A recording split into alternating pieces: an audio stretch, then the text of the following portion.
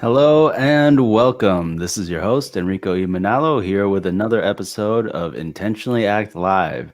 With me today, I've got a very special guest. This is Dr. Jacqueline Battalora of St. Xavier University in Chicago, where she is a professor of sociology.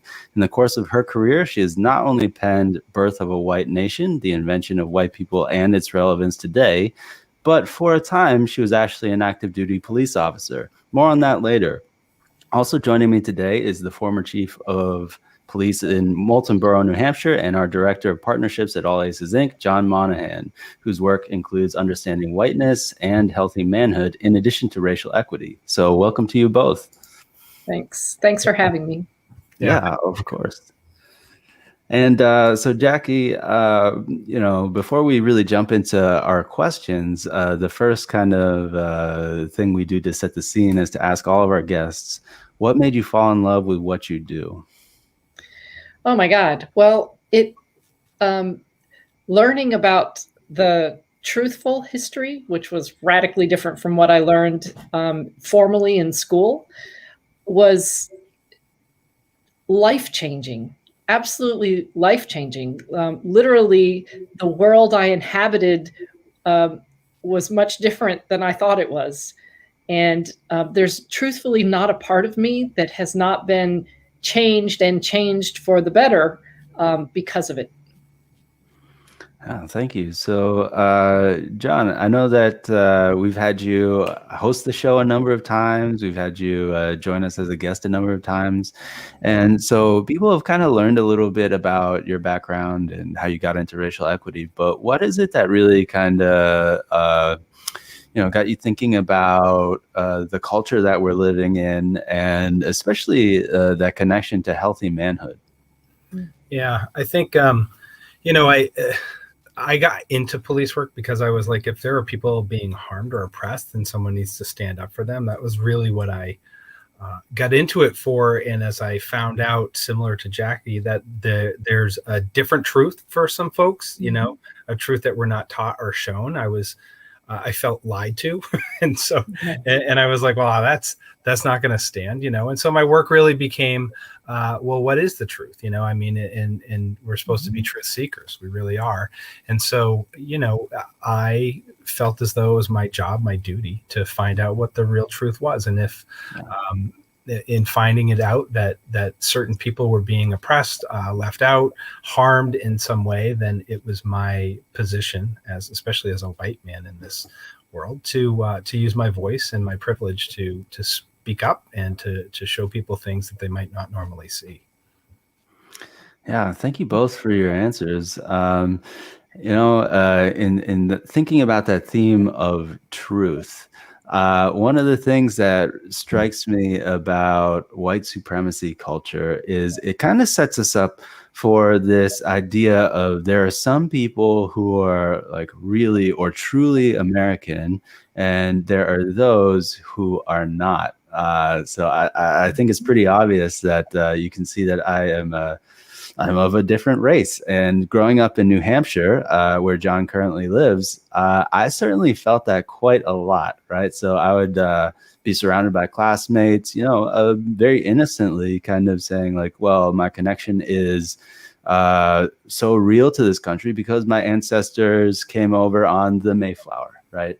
And these kinds of things. And so I learned to kind of dread those projects related to family trees and connected to, well, how American are you really?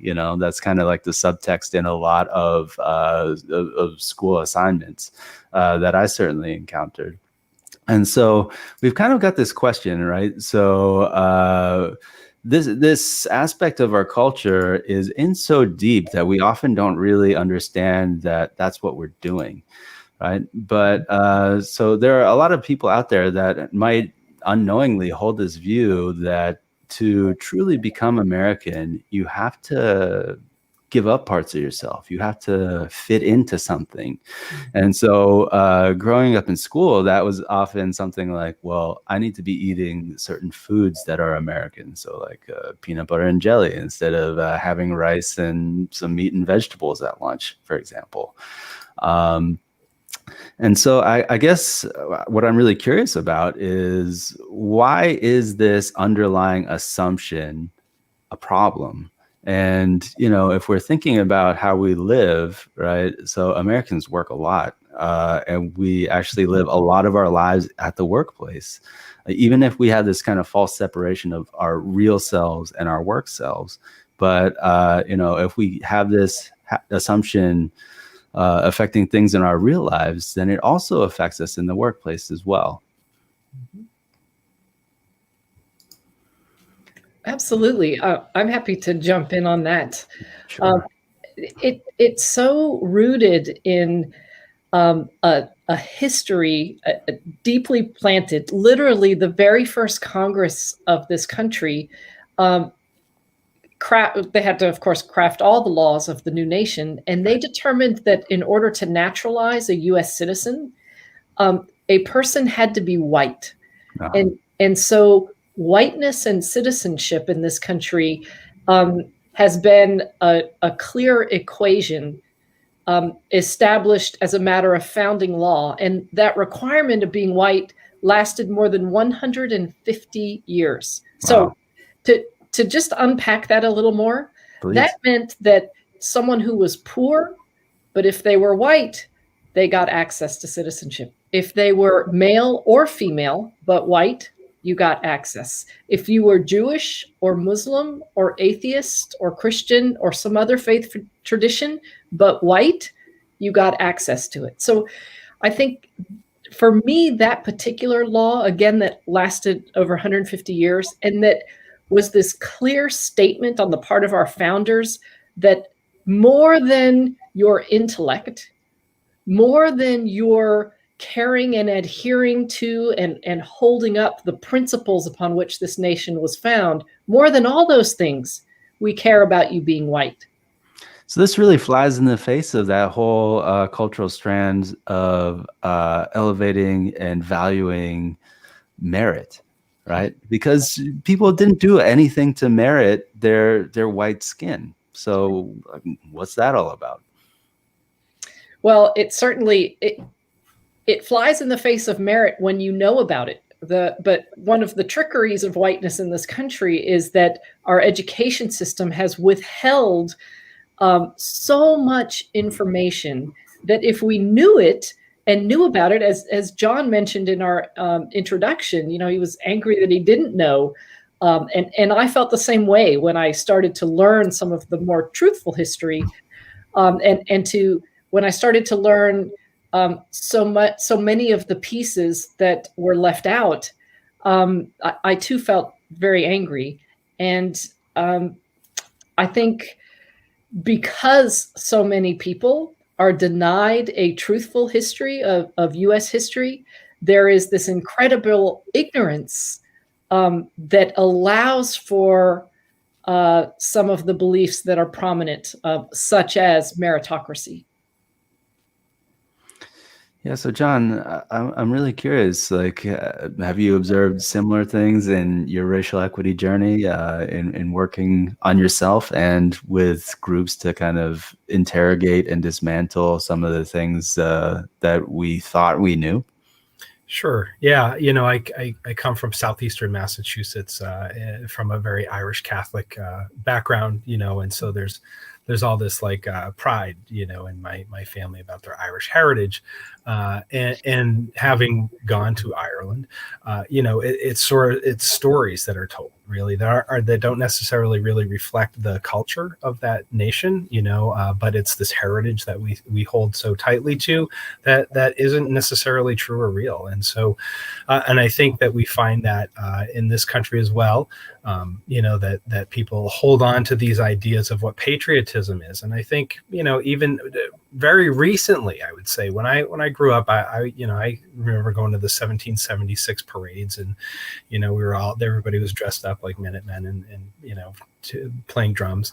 And that was patriotism back then, and then during this pandemic, after 9/11, police officers and firefighters and EMTs, they were considered patriots because of the heroic acts of 9/11, dealing with that. And this pandemic has really shown us that doctors and nurses and even frontline workers, the people bagging your groceries are patriots in a different way. And so it's a how we define it, how it gets seen. It really it depends on the flavor of the day. But I think the overarching theme is, who is the person deciding that, and who is the person that is saying, well, this is what it means. We see far too often written in the media narrative, the people who get voice time to try to define who gets access, who gets to belong, who we get to consider to be Americans, and we, the founding fathers of this country, are not the founding fathers of this country. Our indigenous folks are the founding people of this country, and so we are being fed false narratives oftentimes, and take it at face value if we don't question, if we don't have the critical thinking and introspection to think about the things that we've been told and find out if they're true or not. Yeah, so I mean, like, life is hard enough to navigate already, so we can kind of understand if people are finding out things about what they thought was a true history of this country. All right, well, yeah, what does this all mean for us as citizens? But I think also we bring a lot of assumptions into the workplace as well, all right? And I think an undeniable fact is that, well, organizations are embedded in communities. And so the cultures that we have at work, they come from our wider cultures. And so, we were just talking about meritocracy a little bit. And certainly in many of our work cultures, we see that as kind of a fundamental thing. But we also know that within our organizations, there's pressure to conform. There's actually not an openness to originality or ideas that deviate from this established standard, which we're never explicitly told, but we all kind of feel it. We feel that we have to navigate around it. And so, I think one of the areas that I'm really curious about, as we referenced in the intro, Jackie, you are a professor of sociology. Although, yes, for a time, you were also working for Chicago PD. And John, you've been an officer at various different posts. And I'm really kind of curious from your perspectives how this kind of shows up. I get that not everybody watching is a police officer, but still, I think that some of the dynamics we see are common to many organizations. Yeah, I know that I have witnessed that expression of white as American equation in many arenas, and literally from taking my child to the playground, interacting with other parents at school, to my experiences in the Chicago Police Department when you're paired up with a fellow officer or partner, and you're with a group of police officers, and the police officer of color who is asked, where are you from? And they say, I'm from the South Side. And they say, no, where are you from? Where are you really from, right? It's something that most of us white people who speak English don't, we're just assumed. Even if our family arrived in this country last week and we speak English, the beginning assumption is that we belong here. And that's just not the case. And so it just makes me think about how many people, how many fellow coworkers we have, principally those who are not white, who just get this grating message day in and day out that you don't really belong here. Yeah, I mean, this is something that I've encountered quite a lot in my life. And actually, I'll share that one time I was going for a job interview, and I showed up at the cafe where I was supposed to meet this person. I was on the phone with them trying to find them. And eventually I saw somebody, so I tapped them on the shoulder and said, "Oh, I think you're looking for me." She took one look at my face and said, "No, that's not right." Voice also coming through the phone, like, "Yes, hello, I'm your 2 o'clock. I'm here to talk to you." And what she said to me was, "Oh, I'm sorry. I didn't think that your voice would go with your face." Wow. Which was like, so do I get the job or not? Yeah, right. Yeah. I will say that fair. was one of the easier salary negotiations I ever had in my life. But nonetheless, I'm not sure it was totally worth it. But and I think, something in what you said, Jackie, that was really interesting is it doesn't matter if you got here last week. If you have white skin and you speak English, then you are assumed to belong here. And earlier, you had mentioned that whiteness at first had a very narrow and very specific definition, right? So many people are aware that many Jewish people are considered to be white today, although historically they were not. And so what this leads us to kind of underscore is that whiteness has evolved, right? So at first, Irish, for example, were not included as white. And John, you were talking about how in your family, you observed that there was a certain amount of pride in being Irish. So that's interesting that the definition of whiteness can change, but it still excludes people who are not visibly part of that group. Yeah, it's absolutely true. My father, when I became a police officer, he said, well, we've come a long way. He did a lot of family lineage, and he said we came from chicken thieves in Indiana. So he joked, that we had progressed up the ladder, I guess, of success in this nation, from being people who did time for stealing chickens to me becoming a police officer and eventually a police chief. But yeah. I just like to add to this that the who counted as white, they were counted. Different groups could be counted as white and then not white at the same time. For example, after the Treaty of Guadalupe Hidalgo, when Mexico was virtually chopped in half and the United States then went from Texas to California, all of those Mexican people who yesterday were Mexican citizens living in Mexico and then were Mexican citizens living in the United States, and they didn't move, right? And those Mexican people were treated as white by virtue of federal law, so they got access to naturalization. But at the local level, they were not white. And at the state level, you would have state laws that made it illegal for a white person to marry a Mexican person. And actually, they made a carve out for Mexicans because, anyway, that's a longer story. But the point being that people could be not white and white at the same time. For example, the Irish, lucky for the Irish Catholics, the Irish Protestants who came to this country before them had already established that people from Ireland count as white for access to naturalization law.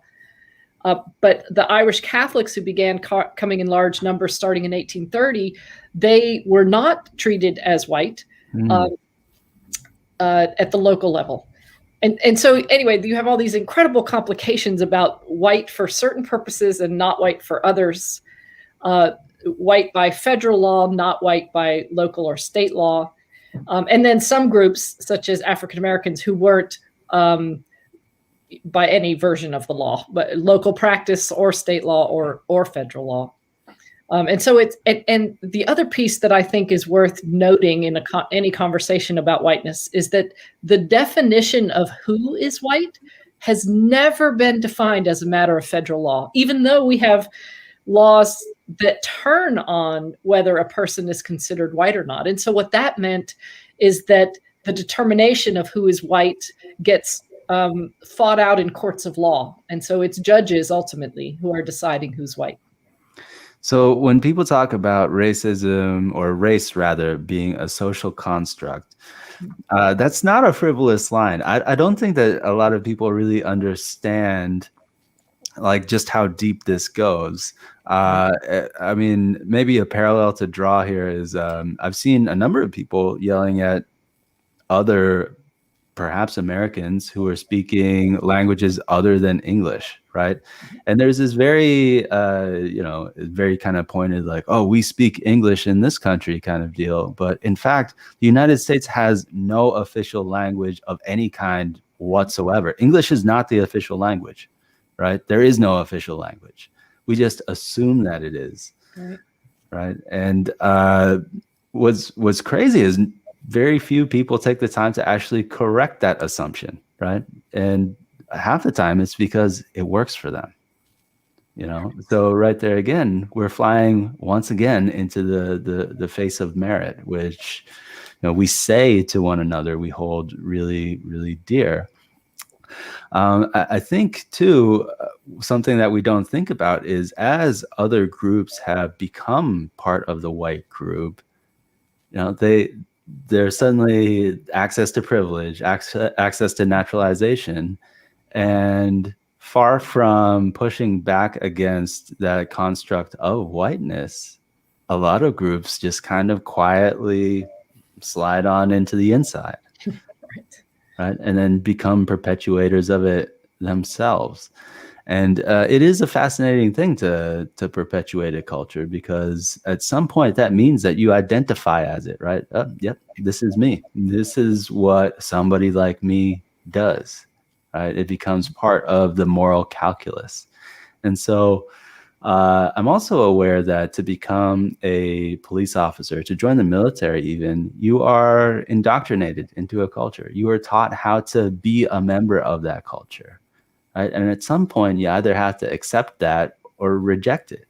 And, that can kind of reconfigure your sense of self as well. So I wonder if that's something either one of you or both could speak to. Well, I was not in the military, but my son is actually joining the Marine Corps. My father is an Army veteran. And I did, I went through the New Hampshire Police Academy and worked for a municipal agency, then a state agency, and eventually became a chief of police, where I could sort of run my own show. And I think I did that as a result of not feeling as though I wanted to assimilate to certain cultural pressures, that some of these larger institutions held. And as a young officer, it's very easy to sort of get the more seasoned and gritty people to say, well, that's not the way we do things here. We do things like this. And I can't tell you how many times I heard, they'll teach you stuff in the academy, and when you come back, we'll teach you how to be a real cop. Right. Mm-hmm. And that is that there's all the mission statements and all the things that they write on the wall, and then there's how the culture really exists within departments, and that's where you can either decide to keep your mouth shut, you can decide to assimilate, or you can decide to leave. It takes a lot of pressure and a lot of courage to stand up to and change some of those, especially the oppressive practices. I'm not saying all of policing is bad. There's some people doing some good work out in that world, standing up for people that need to be stood up for. But there's also a darker side, that asks you to leave parts of yourself at the door. And if not, then, sort of suffer the consequences of that. And as a white man, that was lesser for me than it would be if I was a woman or if I was of a different color, or, and there are officers in this country were not born in the United States. And you can speak better to that than I can, Jacqueline. Yeah, well, I'd love to piggyback on just that. In my experience in the Chicago Police Department, really one of the tremendous forces that revealed to me that I needed to leave was just the weight of that culture that you speak of, right? It's not about individual police officers being good or bad, but rather it was this culture that really reduced all of us to the lowest common denominator. And that just, I worked too hard to generate a few brain cells in this head. I was not going to allow them to be lost there. And how terrible, right? How terrible that this institution that we empower with the legal ability to take one's life. Yeah. Right? Has created a culture of being ignorant, of cultural biases being really supported and nurtured rather than challenged and critiqued. And yeah, so I found that to be really difficult, and it made the decision to leave easy for me. Yeah. I just knew that I had to get away from it. And as I said, before, I felt myself changing. I heard myself changing. And I just found it really frightening. So what did that look like for you, Jackie? If I Well, can ask. I began to hear myself, and it wasn't like saying some sort of racial or ethnic epithet. It wasn't like that, but it was more physically how I held myself. And just I wish I could think of some of the words that I heard myself using, but just words I would never ordinarily use, and that just aren't respectful. I want to be a respectful human being. I can stand up for what you've got to do. I can give you directions as a police officer, and expect you to comply and follow up if you don't. But there's just no reason to be disrespectful. It's not a requirement of doing that job well. In fact, it's a deterrent, I would argue. So earlier, John was talking a little bit about how he got into policing. And Jackie, I don't know if you'd be interested in letting us know how you got into policing, because if I'm not mistaken, you were already fairly well along your career path. You were already a professor of sociology at that point. Was that right? Well, I had just received my PhD at Northwestern, and I had a law degree, and I had already practiced law. But while I was finishing my PhD at Northwestern, an undergraduate student was shot and killed. He was Black, unarmed, the story that is all too familiar with people in the United States today. And his name was Mark Russ. And I believe it was just about a week before, again, unarmed African-American woman, LaTanya Haggerty, had herself also been shot and killed by the police. And I thought the city was going to be on fire. Yeah. And but it was managed in part because the officers who did the shootings were themselves African-American. And I think that got used by the powers that be to kind of manage the response in the city. But I couldn't shake it. I absolutely couldn't shake it. And I had already taken the police exam, not because I wanted to become a police officer, but because I was teaching in a criminal justice department at the University of Illinois, Chicago, just while I was finishing my graduate work.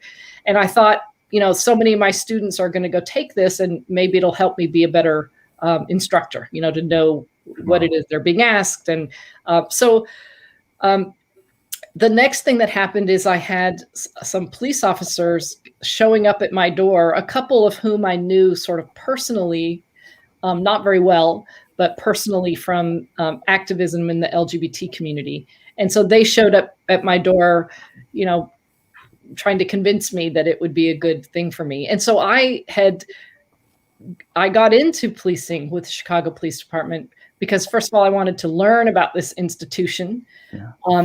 And I had hoped that I would have been able to make a difference. But it became very clear to me that was not going to happen. Interesting. So before we get a response from John on that same kind of thread, we've got a couple comments from our viewers. So Caitlin is asking this to John, but I like to bounce this out to both of you. So Caitlin asks, John, did you feel as though you had to assimilate to a certain level before you could effectively advocate for change? So Jackie, you just kind of answered that question a little bit. But yeah, thoughts on that?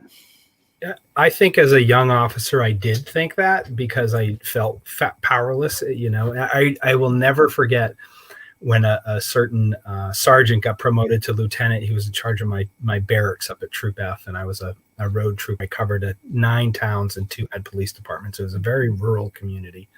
And so I was the police officer for these 7 other towns. And it was really hard work, like a lot of work. A lot of, domestic violence and burglaries and sexual assaults and really difficult cases. And I'll never forget and there were other patrol areas that were far less heavy of a lift. And I remember thinking, well, this guy used to work my patrol area. He'll understand that this workload should be distributed differently.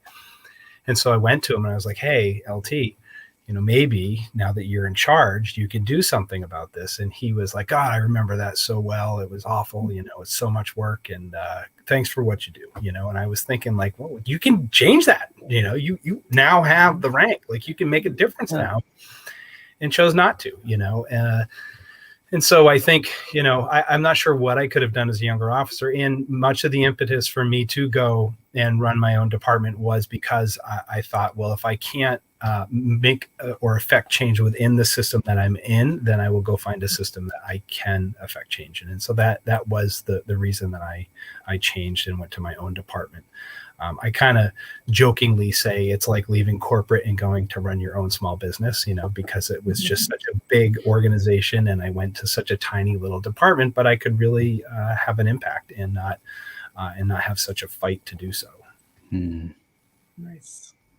Yeah. I mean, there is definitely serious pressure on young officers, or regardless of one's age, green officers, I guess I should say, in large urban police departments. The pressure's huge. And I too heard the same thing about, okay, yeah, get through the academy and then you'll really learn the real stuff out on the street. We'll teach that to you on the street. And so much of what occurred in the academy was described as, CYA, cover your ass. So it was very much dismissed in that way. Yeah. So, on the business side of things, we do a lot of work with organizations, often very earnest, very well-intentioned people that really want to step into their own power and have an impact on their organization as far as advancing racial equity. But one of the things that we run into all the time is this sense of people feeling powerless, right? These are smart, well-educated people, good people, and they get to this organization with others who are similarly intelligent, similarly skilled, and what happens? A lot of it flies out the window, and there's nothing we can do.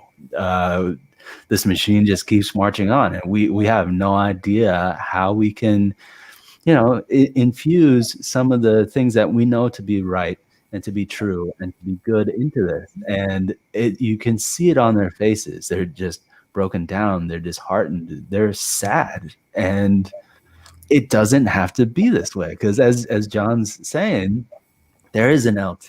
There's always an LT. There's always somebody that could be making a different decision. And one uncomfortable truth I've had to embrace for myself is sometimes that person's me. Right. And it's been a real challenge to try to, get myself to a level where I can do that consistently. And I don't know what your experience has been like, Jackie, but I wonder if you got insights into that, because this is a dynamic that's been with us for a long time in this country, and it doesn't come from nowhere. Right. Well, I would like to say that I found in all the different areas that I've worked, from police department to academia to lots of other areas of employment, that one of the most influential things that I can do is to be that person in terms of how I interact with others, right? And I don't mean others like non-whites. I mean everyone, right? How I'm going to interact with white people, ways in which I'm going to try to help other white people to see whiteness and how we're swimming in it, and too often participating in reinstating it. And so there is no reason that everyone who wants to make a difference in this regard, that they can't do it, because we can. Any interaction we have with other human beings is an opportunity to be that better self, that inclusive self, that more truthful self. And it involves, of course, doing our homework, right? Because you're only perpetuating the untruthful and the partial history unless you actually go and take some effort to fill in those pieces and correct that history. So I don't mean to present that as not being important. It absolutely is. but every interaction, every day, we have the opportunity to be that person. And in terms of major structural kind of change, I believe that it occurs most successfully when we build on those relationships that we've created. Because when you start from the top and change policy, I think that the work of Carol Anderson, the historian Carol Anderson, she wrote White Rage, Oh, yeah. and her research reveals that even when you have a Supreme Court decision like Brown versus Board of Education, because hearts were not changed, right? Through across the country, school boards, communities responded to guarantee that the promises of Brown v. Board of Education would never be realized, and they haven't. And she shows it with lots of different policy and court decisions. And so, which doesn't mean don't change policy. It's a both and. Right. I just think it's really important that it's a both and. And I think I would like to impress upon all of us the importance of the heart part. Yeah. And that we are most effective in changing hearts, not by presenting on a podcast, but by through our interpersonal interactions with each other, by our loving, caring, kind responses and interactions with each other. Yeah, to your point, I mean, many municipalities have issued, say, mask mandates, right? Mm-hmm. And there are definitely people in my own life who I've seen kind of doing about face on this. So when it was some faceless entity telling them that they had to do a certain thing, they said, no, how dare you come into my life and tell me what I can do? But when it was somebody who was close to them, right? Like, oh, I'm really vulnerable. I could get really sick. So could you please wear a mask around me? Right. Totally different. Of course I care about you. How could you even question that, right? And the mask is on. But we didn't come at it like that. It was this very heavy-handed, top-down kind of thing. And we know this. We know that this happens, but we keep doing it. Yeah, we got a couple comments here. Meg says, loves that, Jacqueline. We have to change hearts as well as policy, and we can do that in all of our relationships. Thank you so much, Meg. We've got another comment here I'd like to touch on from Cora, who I know is also in New Hampshire. Hello, Cora. So she Googled, why isn't English the official language of the United States? This is because the U.S. has always been a multilingual nation. Yeah, that is true. Though this hasn't stopped many states from declaring English as their official language, right? So we're seeing those different layers kind of coming into some conflict with one another. And by the time Europeans landed on the shores of North America, indigenous people spoke more than 173 languages, different languages. Yeah, actually like a dizzying amount. And that's actually one of the ways that we know how native peoples migrated, which is actually like really important to understanding the history of native populations as they interacted with different European populations and how they kind of played off of one another until we reached this form that we're in right now. So Cora continues, however, Title VI of the Civil Rights Act of 1964 is in place to protect the rights of individual taxpayers who don't speak fluent English. So again, that's a place where we've changed policy, but not so much hearts, right? So we've got a couple projects that we're doing today with All Aces, and it was a big task to get things translated into a number of different languages because we're still not set up to do that, even though this has been a feature of our history and our culture since its founding.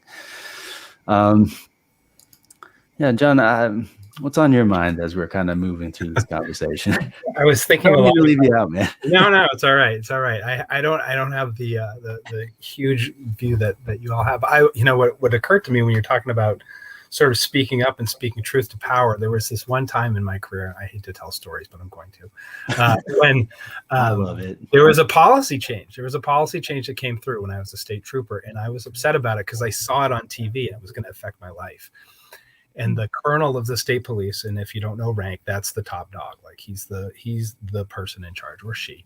It happened to be a he, and he said, "I have an open door policy." Well, and oftentimes Rico will hear me refer to a book called Reframing Organizations, and it's a book that looks at different ways that you can look at an organization. And so there's what we say and what we actually mean. That is like a frame. It's a symbolic frame, right? Like I have an open door policy, meaning I'm accessible to you. However, when I went to his office to express my displeasure with his decision through this open door policy, I found out that wasn't actually the case, that he did not have an open door policy. and though I tried as a young trooper to speak truth to power, I found out the hard way that that was not the greatest idea. And in fact, I turned out to be one of the people transferred as a result of that. Big surprise, right? And as you were speaking earlier, Professor, I was thinking about some of my friends who came out. I was a police officer from the late 90s into to just 2020. A lot of them came out as LGBTQIA plus folks, and they were able to come out, and that was not something that had happened prior to. That was a really big deal. And when we talk about relationships and the importance of it, I remember reaching out to them and just saying, "Hey, I know somebody told me, and I want you to know I support you.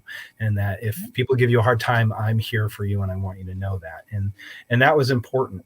I guess my final thought is I remember when this woman, Lieutenant Forey, got promoted to captain, and that was a big deal. A woman had never been promoted to a captain's position before, and I remember congratulating her. And as we talk about this, and we think about, finally there's somebody who has risen to this place, they can make a difference. I also think, were there parts of her that she had to assimilate to that culture in order to get there? Were there parts of herself that she had to leave behind in order to fit through certain, openings that you could only fit through if you were shaped a certain way for a certain mold of person? And so, it gets very complicated. And so, but I do believe that there's power in relationships. If I had a better relationship with some other folks and maybe the colonel, it would have made a really big difference in my conversation with him. But I didn't, and so I was very brash, young, and cocky at the time. And so I went and spoke my mind, to much to my own peril. However, relationships and what you can do with them, how you can leverage them, that would be the political frame in that book, Reframing Organizations. But that's where there's some power at, and I would encourage folks to use it. Yeah. So, one of the things that you highlighted, John, was, you tried to speak truth to power, but power didn't want to hear the truth. Right. And so one of the things that we know is that police has a huge presence in American culture. And certainly policing, there are models of policing that do not replicate whiteness, but there are certainly ones that do. So I wonder if the two of you can kind of shed some insight for our viewers on how exactly that works. I'm happy to jump in. I'll just share a few things. John has so much more experience of policing than I, but I'll just share a few things that come to mind. Policing emerged in this country. It's not in our founding constitution. It's not even in the city charters of our original cities in this country. Right. So policing came about later, and it emerged in the South out of the efforts to recapture enslaved people who had escaped, right? So that's the tradition of law enforcement that policing grew out of throughout the South. And then in the North, it was the Night Watch, which, birthed policing. And they were largely, if the historical notes, of which there aren't many, but the ones that they have, people were, the men who filled these roles were frequently intoxicated and often joining in on the trouble that they're supposed to be addressing. So Yeah. policing in the North emerged out of that. And policing emerged in this country at a time when white supremacy was already deeply embedded and simply the norm throughout US culture and society. Right? So it came on the scene upon that foundation where the superiority of white people was simply presumed. So unless people had sat down and intentionally designed it not to perpetuate white culture, it really had no chance of doing anything but that, is what I'm hearing you say. That's exactly right. Because literally every institution from the founding of this country presumed the superiority of white people. And so these institutions, from lending to law enforcement to pop culture, and on, they all were built upon the presumption of the superiority of white people. And so they were established to both serve and to assure the success of people who were racially white. Of course, not all white people were as successful or as considered as other white people, but nonetheless, as a matter of race, they all presumed that they existed for and to promote the success of white people. So in a patrol car, it doesn't look like one officer and their partner saying like, "Well, let's prop up whiteness. Are you ready? Let's go." But obviously, it's through kind of these day-to-day interactions. And so, John, I wonder if you can kind of highlight some things for our viewers that you're aware of. Yeah, I would say, Rico, that it's no different than any other person. The messages that we receive, and I've taught about exactly what Professor Battalora is talking about. I've taught police officers about, the Fugitive Slave Act of 1850 and slave patrols and all the sort of this history that no one ever teaches, and it makes them incredibly uncomfortable. And when we think about the messaging that just any white person in the United States has received around what it means to just be the norm, you're the dominant story of this culture. At least that's the story that has been perpetuated to you. That then bleeds into the policing culture and the policies and practices of which, if we look at like redlining, when neighborhoods were segregated on purpose, and that kind of thing, and then the troubles that poverty bring, and then the policies and practices around like, well, those people are, disproportionately having this effect. And so we need to create a policy around that without any real look at the root cause of many of the problems, which is this sort of it's a background noise of just like being white is good, and growing up in these neighborhoods where poverty, is rampant by design, is bad and creates people who are then bad. The movie Birth of a Nation was to message that African Americans were dangerous people, and what I don't think that many people at this point in time, at least in certain areas, are really conscientious of it. It's that implicit bias that we carry with us. And so we make decisions based off of imperfect information. And in policing, because of the urgency of what those folks are dealing with and the deadliness of the calls that they go to, it shows itself in these incredibly horrific ways. But it shows itself in all institutions in different ways, in education and healthcare and, food and in all the ways that our society works. It's just in policing, because it is just such a frontline thing that profession that occurs, that we just see it, on the news constantly. It's out on the street, it's in your face, it's on the camera, and blatantly violent at times. Yeah, thank you for that. Cora's got another comment here. Frames are such an important influence, good and bad. Absolutely. Reminded of I think this is actually Sapir-Whorf, which is SAPIR, hypothesis, also the work of George Lakoff. And the title of the book that John mentioned is Reframing Organizations. It's written by authors Bowman and Deal, right?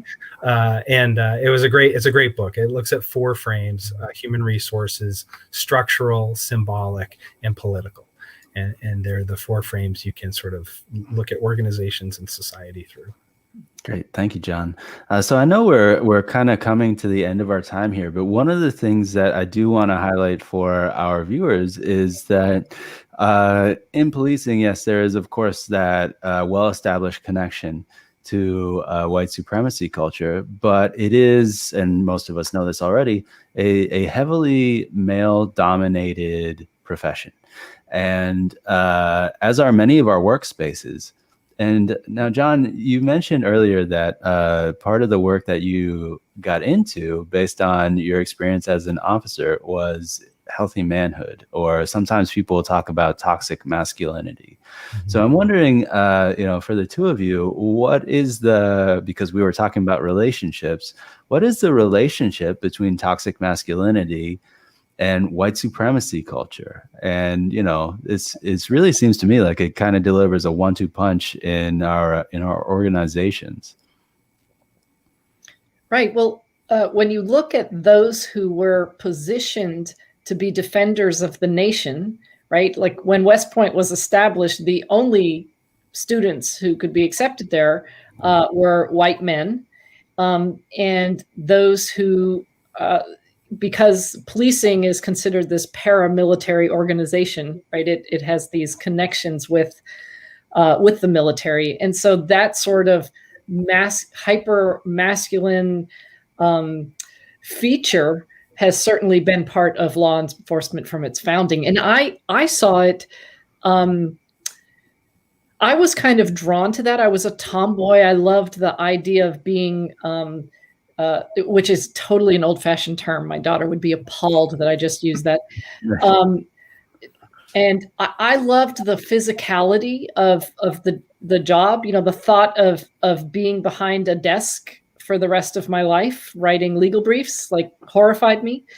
And so I was very much drawn to that, and that kind of physical work was itself masculinized. It was on steroids in the police department. And females who were fellow officers had incredible pressures to conform to that, to show that we were not physically weak. And I saw female police officers who were more likely to put themselves in physically dangerous positions and to interact in a physical space with mostly folks who suffered from mental health issues, but ended up getting physically hurt with some degree of regularity, in part because of this pressure to show that we females have every right to be here. We can do this job. And that was a real negative impulse on the part of too many female officers that I saw. Wow. Yeah. It is a hyper masculine environment, and I too, I got into it in part because I was a martial artist and I wanted to see, could I be in this conflict environment and stay calm and really true to myself, and not use my martial skills, but really use my martial brain to be, in a sense, a peaceful warrior, in a chaotic environment. I think what we see is that overachieving, that trying to assimilate to that. And we see it with soldiers too, that you want to be this big, tough person, and you are exposed to trauma over and over again. And that creates a lot of, I teach, this, Rico, but I teach mental health and well-being for some police supervisors. And what we really do is look at what is that dominant story of toughness, of my, there's nothing wrong with being strong and physical and athletic. That's all great. That's all great stuff. But when you harm yourself and when you're mentally or emotionally harmed, whether it's post-traumatic post-traumatic stress disorder, or you're just, exposed to trauma or suffer trauma, is it okay to speak up? Is it okay to ask for help? And that's seen as weakness. And that's where we really fall down, and where we really end up perpetuating harm in our society in general, especially with young men, but also in policing and the military. It's frowned upon to show any sort of what they would call weakness. It's not weakness. It's simply that you're not able to fit in that tough guy box that somebody else created for you, and that box is this hyper masculine, sort of white supremacist mold of how people are supposed to be. And quite frankly, it relies on, you must have great strength and great courage in order to speak up. And it's quite the opposite of the story that you're told. Yeah, I mean, one of the most striking things about understanding white supremacy culture a little bit better that I've found is that, when we are trying to assimilate, when we're trying to become something else other than we are, then we don't have a great relationship with understanding who we are in general and what our strengths really are. And I think this is kind of the point that a lot of us who work in diversity, equity, and inclusion are trying to make, is that to be truly adaptable, to be truly resilient, to be truly strong, we need to employ a variety of perspectives, tactics, and to explore different ideas and different thoughts. Because, if we're only strong in some ways, that means that we're incredibly fragile in other ways, right? And, as a person who has spent a lot of his life trying to assimilate into American culture, even though I am born here and I am an American, what I've come to realize is that really trying to assimilate, it cut me off from, or I ended up cutting myself off from understanding my own family and their culture, right? And I see this with a lot of my white friends as well. They'll say, "Oh, I'm Jewish, I'm Italian, I'm these things," but when I end up asking them more about that connection, there's a certain sadness there, because they never really got to understand what it is to be those things, right? They too were pressured into being white, and half the time they didn't even know that. That's pretty sad if you think about it, right? So we like to project this self-image. We're very oriented toward the self in this country, but what I'm learning more and more is we don't actually know who we are. And so it's really easy to lead us down a lot of different roads in search of that thing, when most of the time we could be looking inward. Yeah, I think all workplaces, police departments, as well as any other job site, to be honest, we are, dominant culture has really shaped those institutions in such a way that we are missing the resources that are right in front of us, right? The array of approaches for handling that conflict that group of police officers is called to, right? Because there's more than one response. There is the, you yell a directive, they don't do it, you pull your gun. Yeah, that's one approach.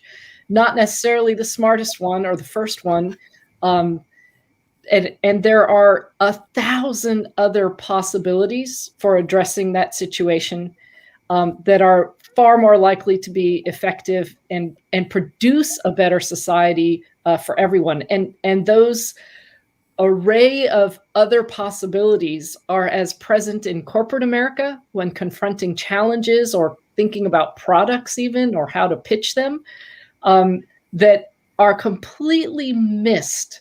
Yeah. Because whiteness is creating this single lane approach that is limiting all of us and harming many of us. Yeah, and I'll just share, here in Oakland several weeks back, there was a situation where there was a man, and there was some kind of altercation, and he ended up surrounded by police. And it looked like the situation was going to escalate and they might have to use deadly force. However, some calls were made to some local people, and long story short, instead of resorting to typical police tactics, they called his mother, and he's alive, right? Yes. It didn't escalate. It became something totally different. but because they were approaching it with these set ways of thinking, of knowing, of understanding, they could only see certain solutions, right? But calling his mother into the situation, wow, that's a big lever, right? And it turned out totally different. So yeah, I think that just reinforces the point. So we're about to go into our last question here. So John, you can answer this too. I like to ask this of everybody, but Jackie, what would you like to see? What would you love to see come out of your work?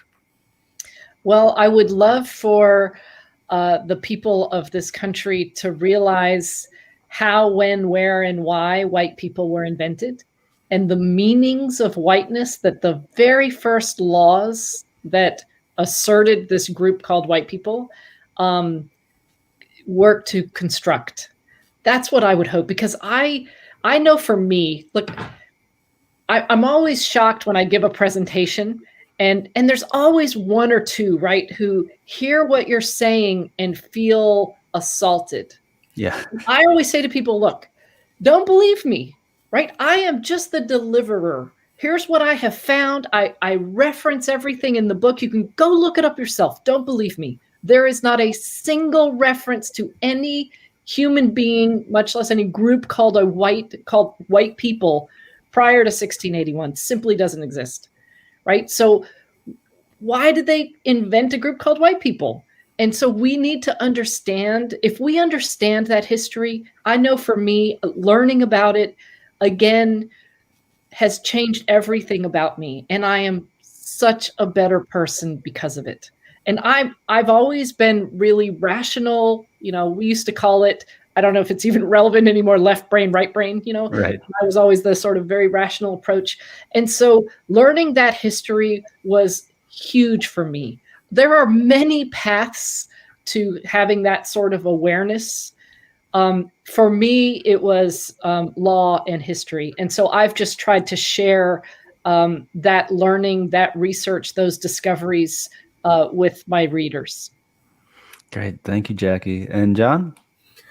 You know, I guess I would jump off there and just say that, you know, to become aware of these systems and to realize that you have been participating in and perpetuating them has also limited you as a white person, that you, in fact, are participating in a system that doesn't recognize your full humanity as an individual. Instead, you're the sort of the standard bearer for a system that doesn't necessarily recognize or serve your full humanity, in addition to many other folks, in there, especially the marginalized groups.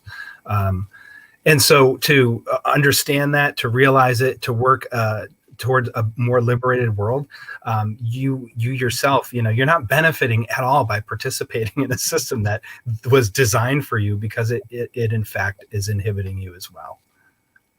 Well, because it was fundamentally designed for the ruling elite. Correct. We've just played the role of protecting them. And I don't think that's changed. It's just metastasized. Yeah. So to learn more about, where Jackie's mind has gone on this, please do check out her book. That is Birth of a White Nation. We will be putting a link in the comments. Thank you so much once again, Jackie. That's Dr. Jacqueline Battalora, to everybody from St. Xavier. Thank you so much, John, once again for joining me on this show. And yes, if you like this video, please like, share, and subscribe, and we will see you next time. This is Enrico E. Manalo with another episode of Intentionally Act Live. Bye.